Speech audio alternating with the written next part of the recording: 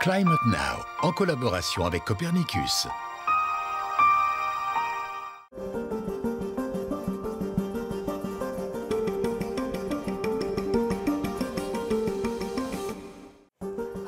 Bonjour et bienvenue dans Climate Now, notre magazine sur les bouleversements concrets qui touchent notre planète. Dans un instant, notre reportage, nous serons dans la ville néerlandaise d'Utrecht avec des scientifiques sur la piste de sources cachées de méthane. Pour moi, il y a clairement quelque chose là-dessous. Donc il y a des gaz à effet de serre qui s'échappent du sol ici en ce moment. Oui, c'est ça. Mais avant cela, les dernières données du service Copernicus concernant le changement climatique.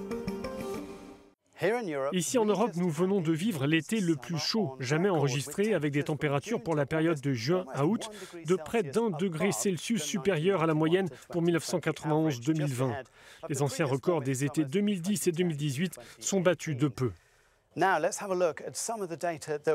Mais entrons dans les détails pour le mois d'août. Regardons cette carte des anomalies de température en Europe. Le continent comporte deux parties bien distinctes. Le sud et l'est ont été touchés par une vague de chaleur prolongée.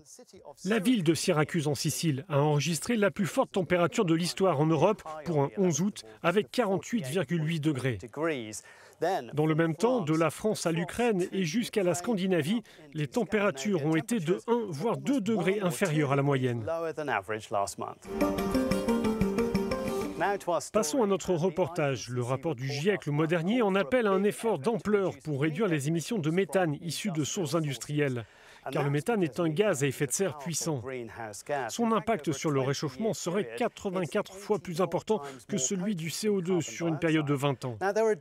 On peut mettre en évidence les fuites de méthane de différentes manières, comme en utilisant les satellites du service Copernicus et des modèles de l'atmosphère pour traquer des sources inconnues au niveau des sites de production pétroliers et gaziers, par exemple.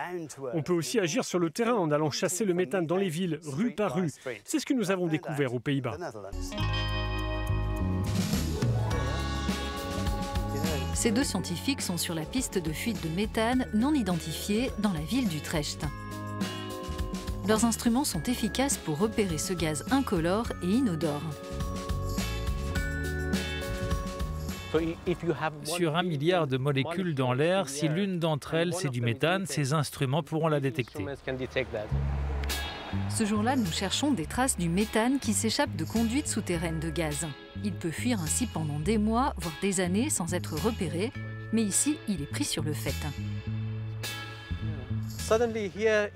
Tout d'un coup, la valeur est montée à presque 1000 ppm. 1000 ppm ou parties par million, c'est 500 fois supérieur aux niveaux habituels.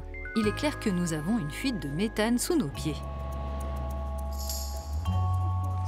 On prélève un échantillon d'air, on l'emmène au laboratoire et ensuite on en fait faire une analyse plus approfondie pour découvrir quelle est la source de cette fuite. Mais nous ne rentrons pas tout de suite au laboratoire. Hanne et Hossen poursuivent leurs recherches. Dans une autre rue à la périphérie de la ville, ils veulent vérifier un signal faible qu'ils ont enregistré.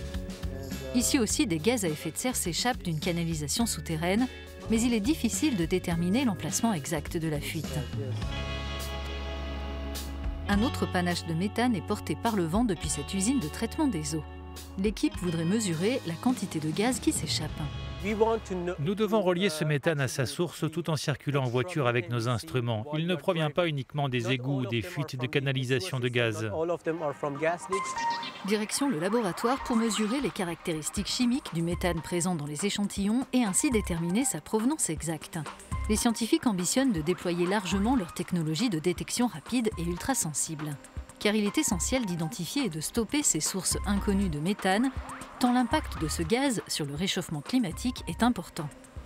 Une étude scientifique récente a montré qu'il est possible de réduire les émissions de méthane de 50% d'ici à 2030.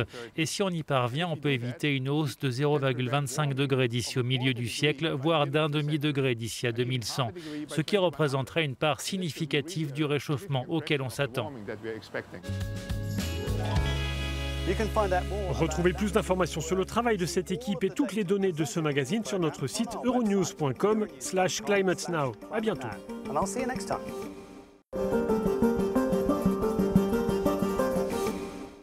Climate Now, en collaboration avec Copernicus.